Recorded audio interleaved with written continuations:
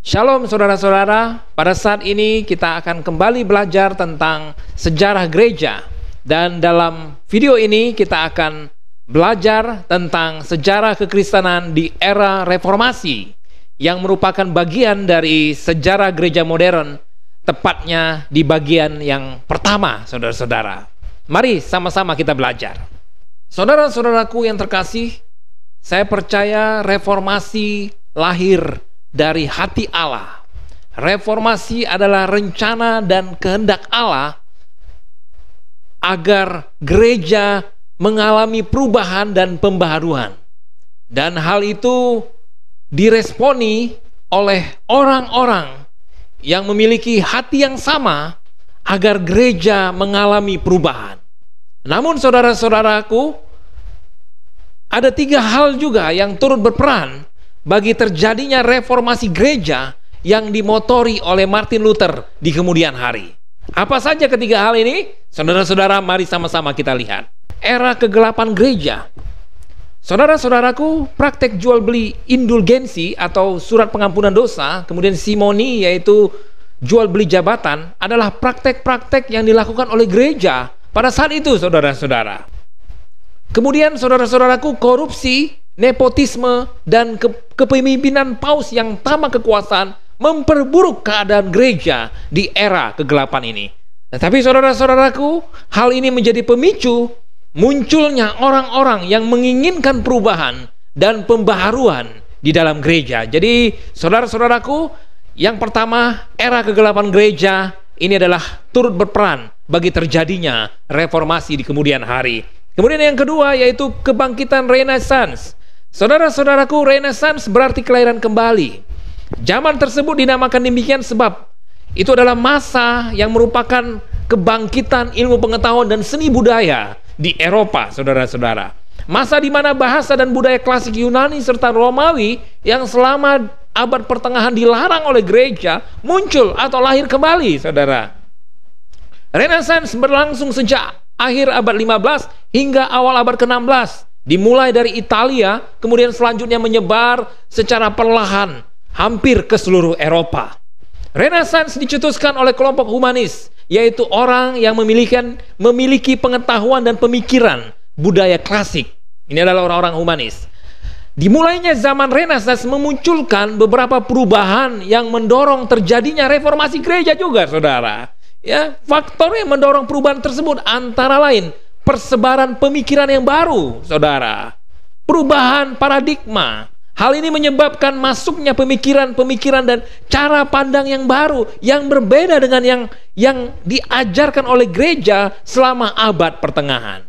Saudara-saudara, kebangkitan Renaissance juga turut berperan terjadinya reformasi gereja di era Martin Luther. Kemudian yang ketiga, saudara, penemuan mesin cetak. Saudara-saudara, selama abad pertengahan tidak banyak orang memiliki Alkitab atau buku-buku apapun. Para biarawan menyalin teks dengan tangan di atas lembaran-lembaran papirus atau kertas kulit hewan. Itu zaman sebelum penemuan mesin cetak.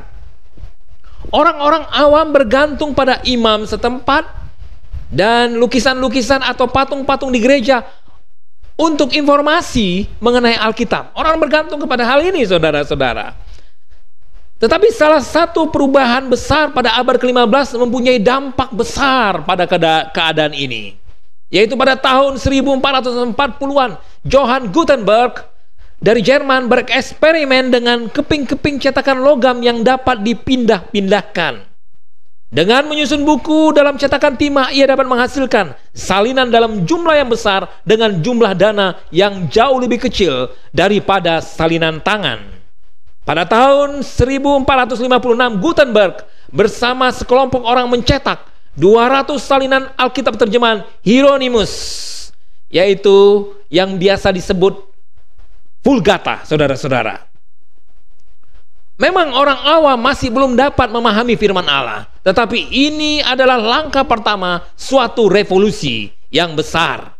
Menjelang tahun 1483, di saat Martin Luther lahir, setiap negara di Eropa memiliki sekurang-kurangnya 1 percetakan.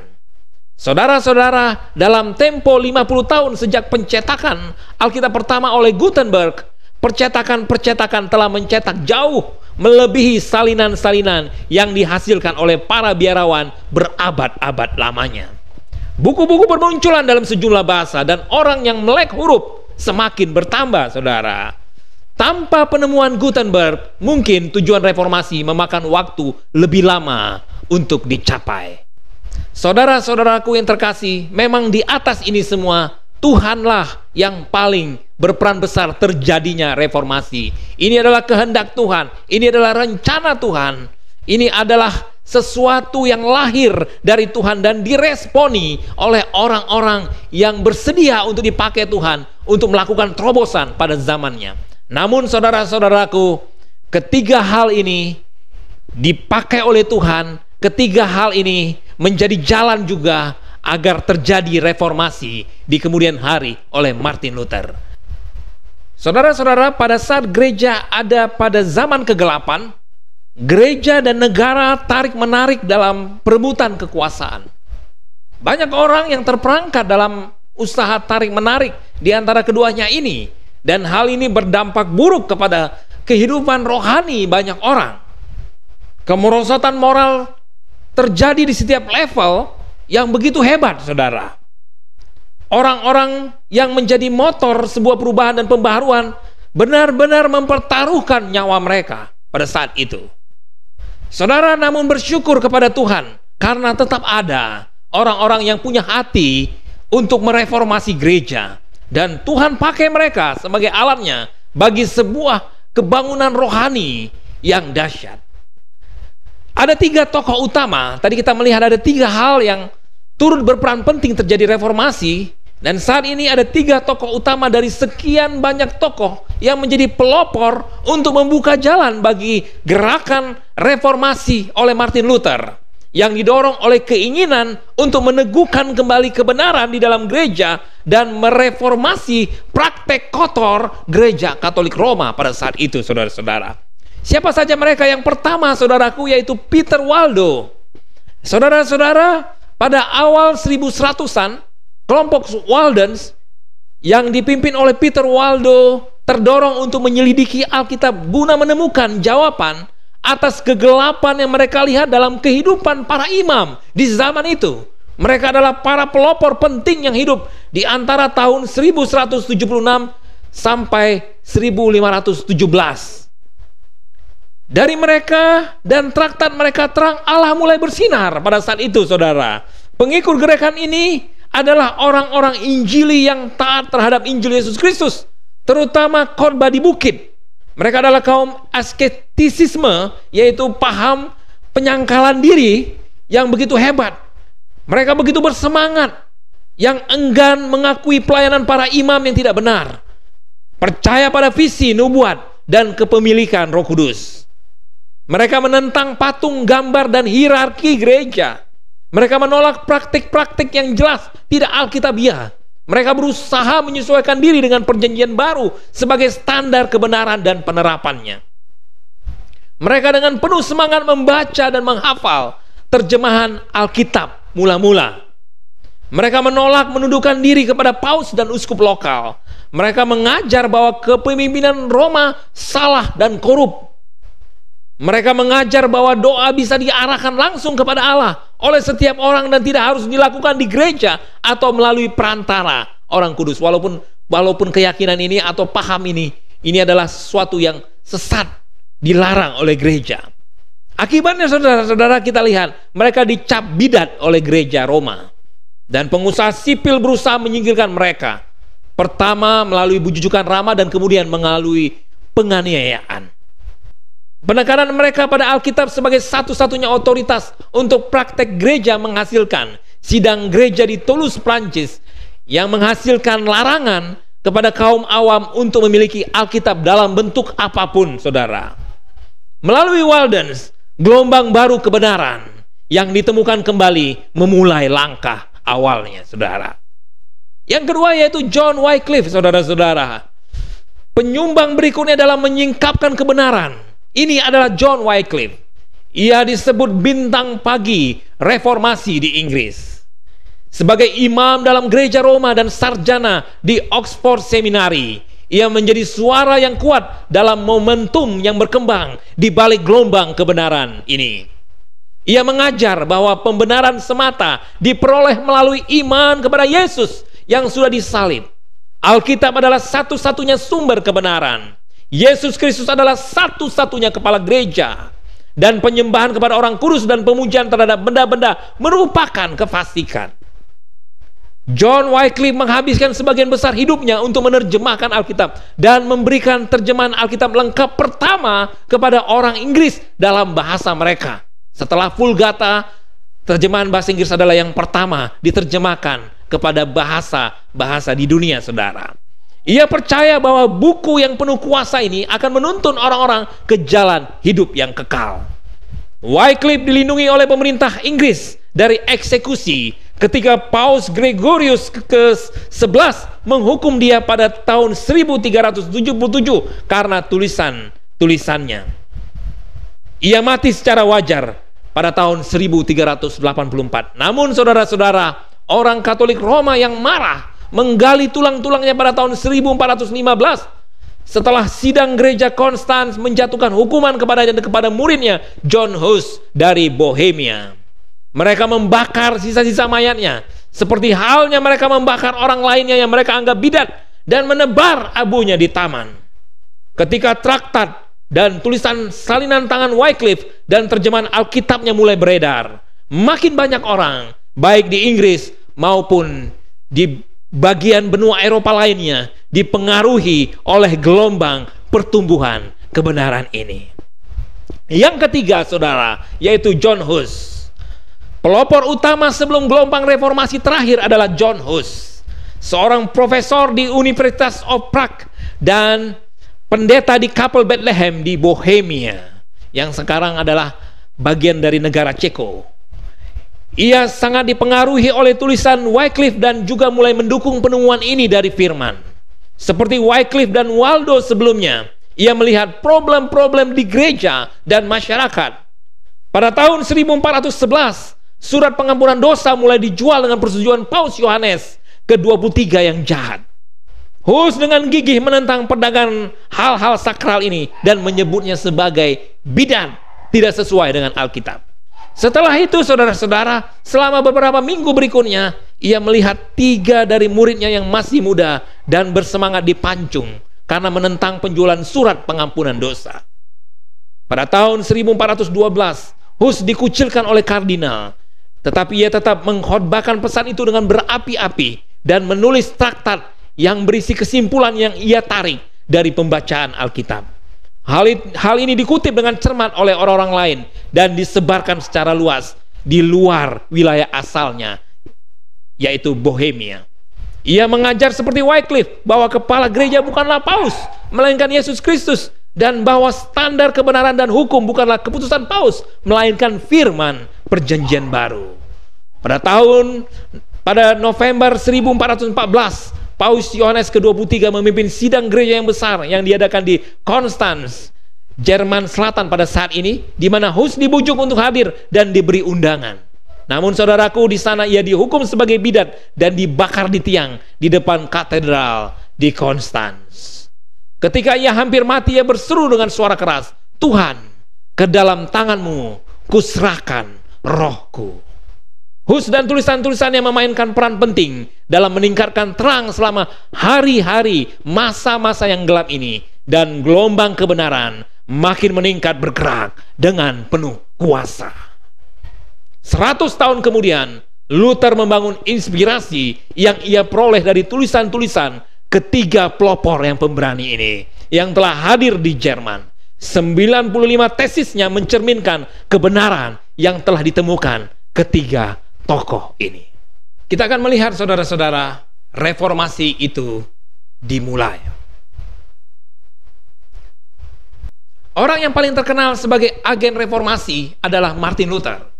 Allah memakai dia secara luar biasa untuk melepaskan kebenaran tentang keselamatannya melalui iman kepada Yesus Kristus dan karyanya di kayu salib. Orang ini yang memimpin telah menjalani pergumulan yang panjang dan berat sebelum kebenaran itu dia temukan, saudara. Ia pernah mengalami depresi sampai akhirnya mencapai pengalaman keselamatan pribadinya.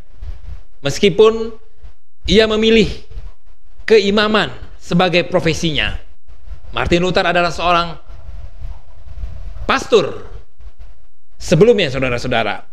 Antara tahun 1508 dan 1510, Luther dipenuhi perasaan bersalah, perasaan berdosa yang amat sangat. Akhirnya, saudara, uskupnya merasa bahwa memindahkan dia ke tempat yang baru dapat membantunya. Jadi, saudara, Luther dikirim untuk melayani di Wittenberg dan di universitas baru yang dibentuk di sana. Pengawas langsungnya di sana dengan bijak memintanya untuk mengajar Alkitab, karena Luther adalah seorang yang cerdas.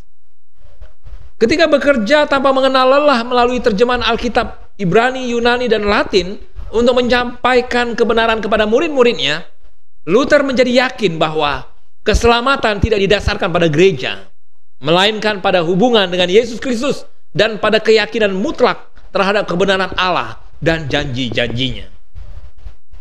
Ia yakin, saudara, bahwa hasil akhirnya adalah orang yang ditebus, diampuni dengan cuma-cuma, meskipun tidak berhenti sama sekali dari dosa.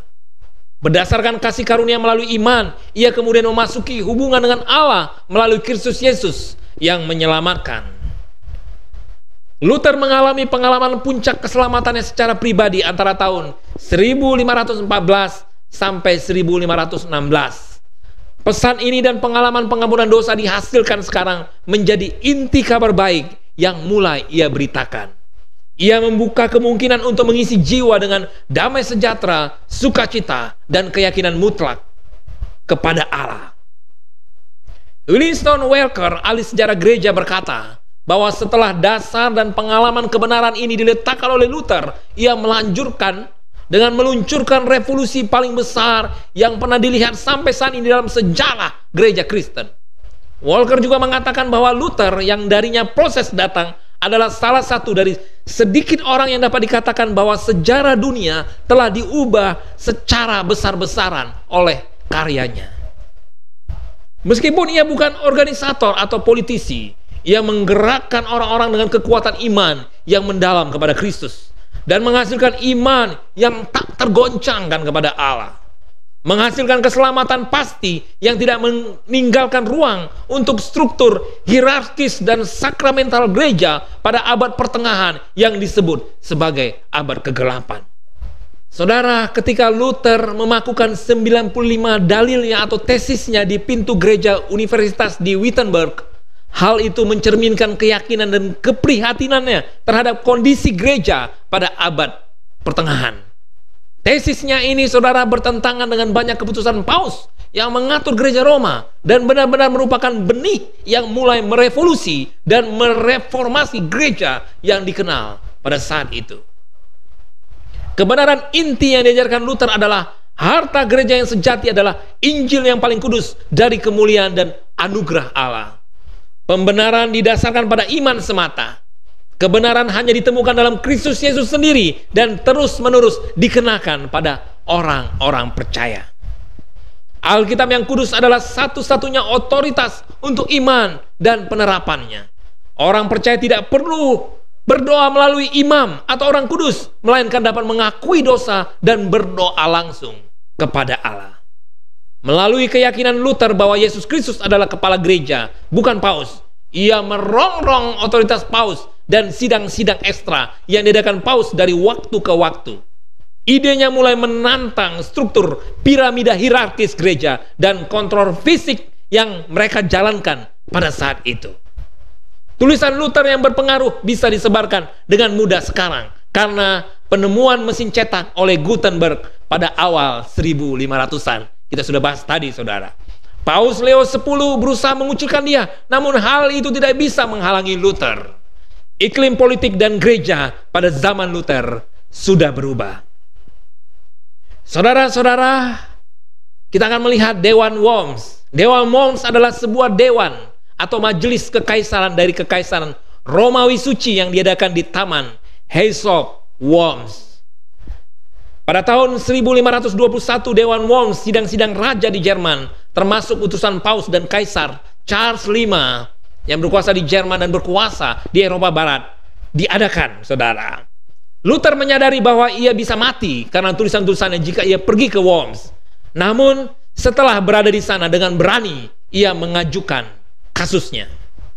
Ia melakukan pembelaan serta menolak, menarik kembali semua yang telah ia cetak dan berteriak, "Di sini aku berdiri dan aku tidak dapat melakukan hal lainnya." Charles V dan raja-raja Jerman lainnya yang hadir di dewan tersebut tidak mendapati Luther sebagai bidan. Bahkan ia diberi suaka perlindungan. Selama 2 tahun berikutnya di persembunyian, ia menerjemahkan Alkitab Latin ke dalam bahasa Jerman untuk orang-orang awam. Terjemahannya segera diproduksi secara massal dan disebarkan di seluruh negara Jerman. Saudara-saudara, Allah sekarang sudah siap bergerak dengan penuh kuasa, memberkati kebenaran ini untuk diteguhkan kembali ke dalam dunia. Gelombang kebangunan rohani yang melanda ini mengandung benih harapan baru dan melepaskan orang Kristen awam dengan ide bahwa mereka bisa membuat perbedaan. Dunia sudah tidak sama lagi, dunia sudah berubah. Allah telah menyediakan panggung bagi pembaruan dan perubahan. Ketika harapan di kalangan petani muncul, mereka bukan hanya merangkul kebenaran ini, melainkan juga ingin melakukan reformasi sosial secara praktis, termasuk pendidikan umum bagi semua. Desa-desa ingin mengelola diri sendiri tanpa menundukkan diri pada Roma atau kekuasaan yang lebih tinggi. Mereka telah sampai pada kesimpulan praktis mereka sendiri tentang kebenaran yang telah ditemukan kembali. Para petani berharap bahwa reformasi itu akan memperbaiki kondisi mereka. Orang-orang kudus di level lokal merobohkan banyak patung yang sebelumnya mereka beli dan sembah.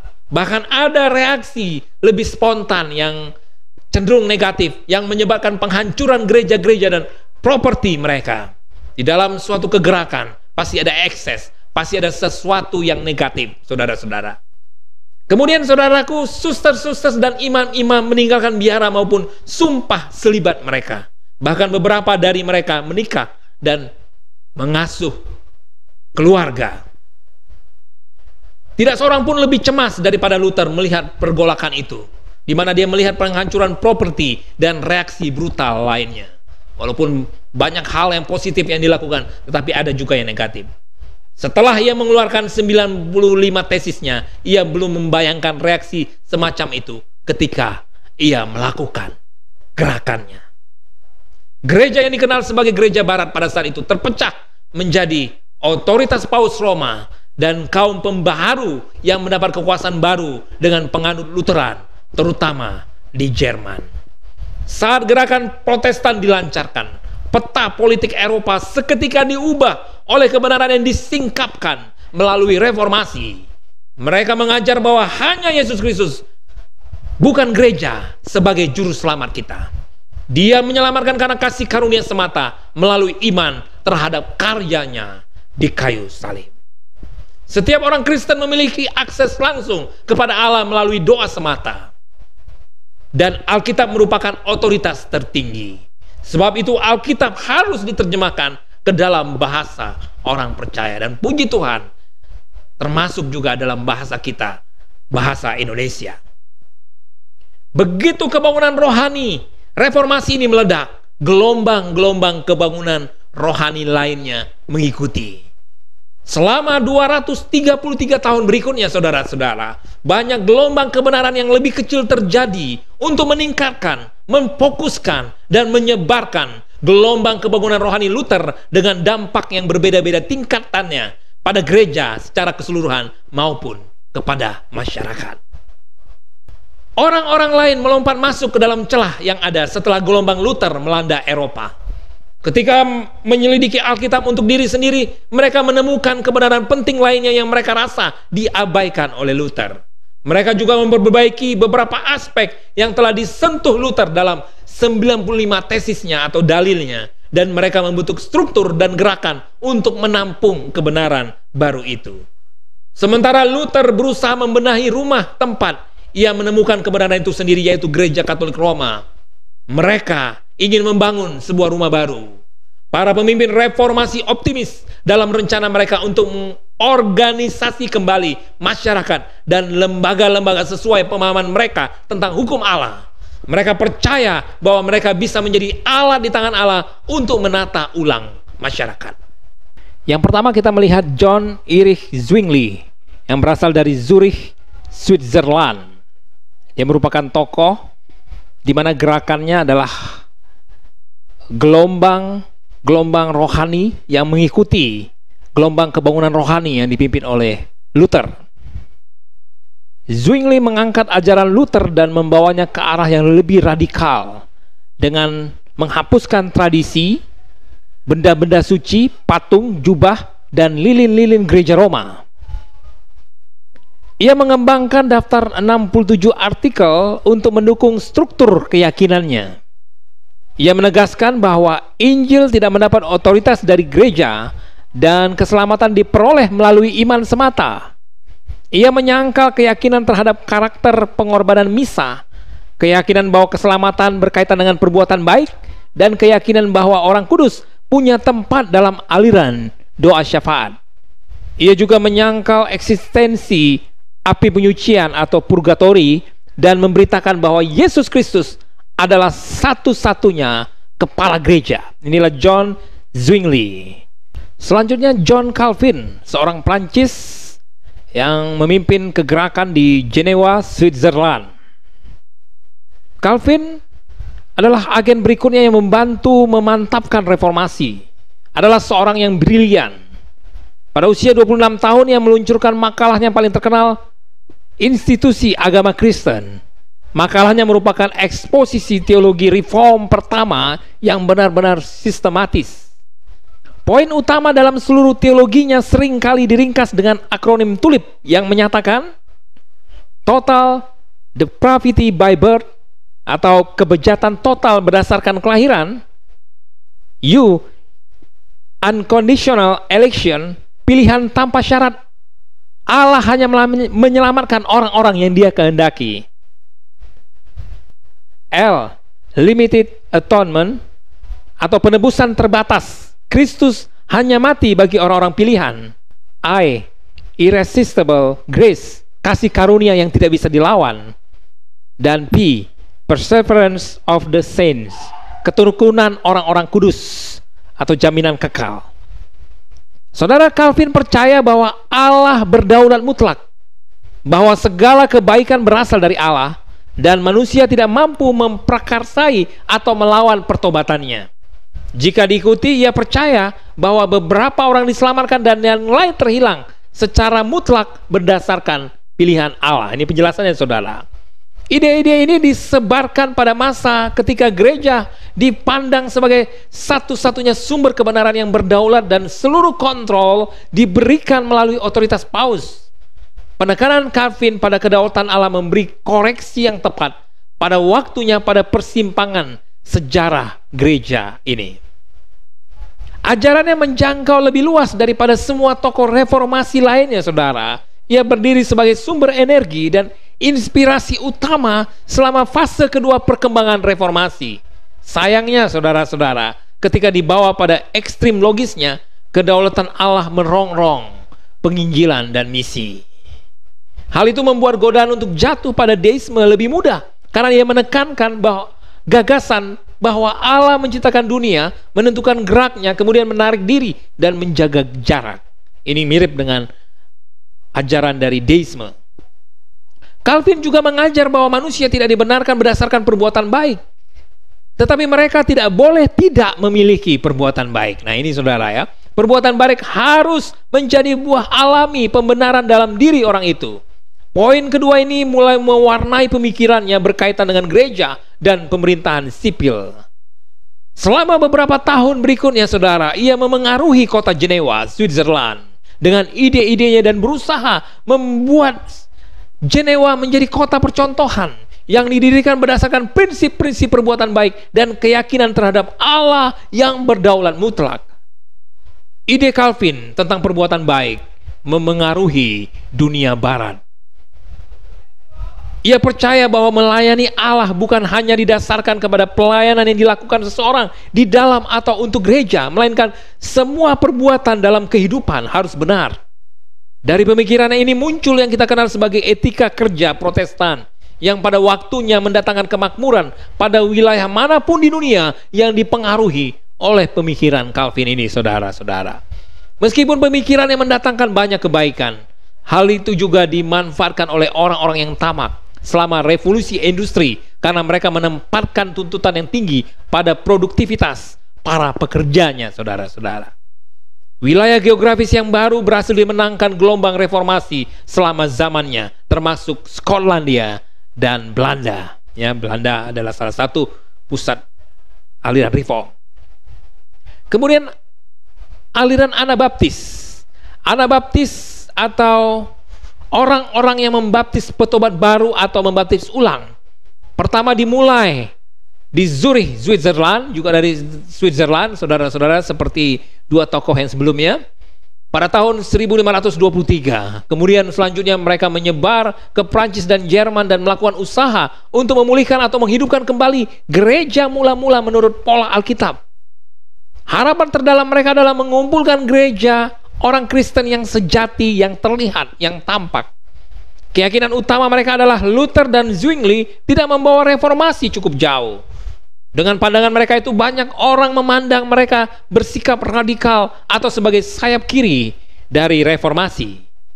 Penganut Anabaptis berpegang pada gaya hidup moral yang tinggi dan memiliki komitmen yang kuat terhadap Alkitab sebagai standar untuk seluruh iman dan penerapannya.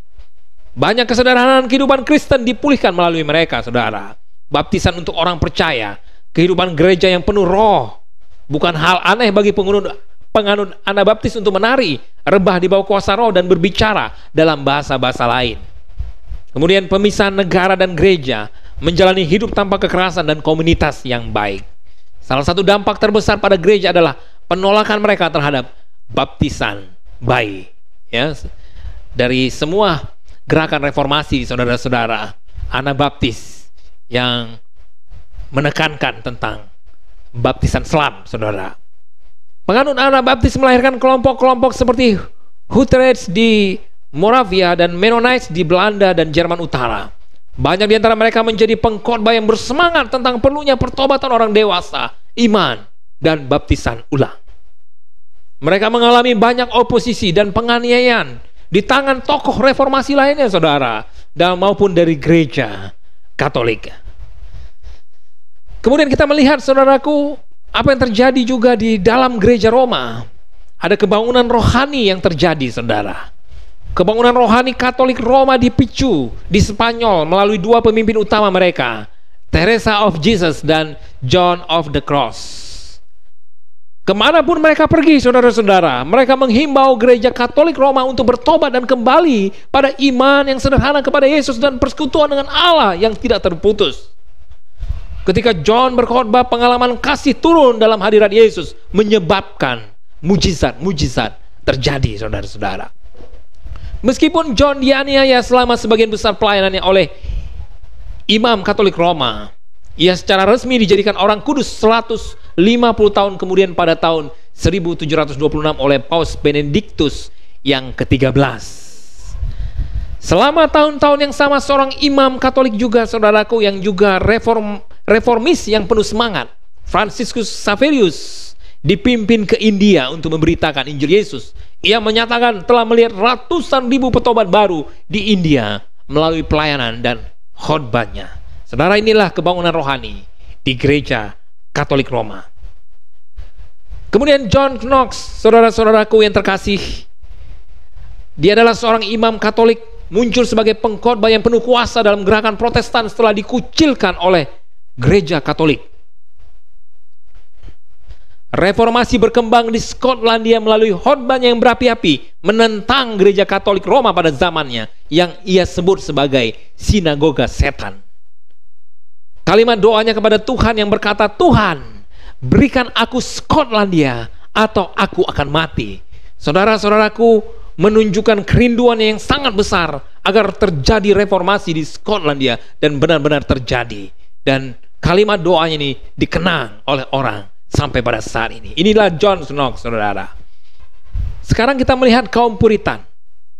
Walaupun para pembaharu Inggris menolak doktrin-doktrin Katolik Roma, namun sebagian dari bentuk upacara-upacaranya masih tetap dipertahankan oleh Ratu Inggris sebagai pemimpin gereja Inggris atau gereja Anglikan. Tidak sedikit dari kebiasaan-kebiasaannya dan upacara-upacara yang dimasukkan ke dalam peribadatan gereja di Inggris. Hal ini mendapat protes dari kaum Protestan yang disebut kaum Puritan. Mereka ingin pemurnian ajaran Protestan dan menuntut agar kembali kepada ajaran Alkitab saja tanpa terlalu bermegah-megah dan mengadakan upacara-upacara. Pada tahun 1607, kaum separatis, sekte Puritan radikal yang tidak percaya bahwa gereja negara dapat direformasi, memisahkan diri ke Leiden, Belanda, tempat mereka mendapat suaka dari penguasa di sana.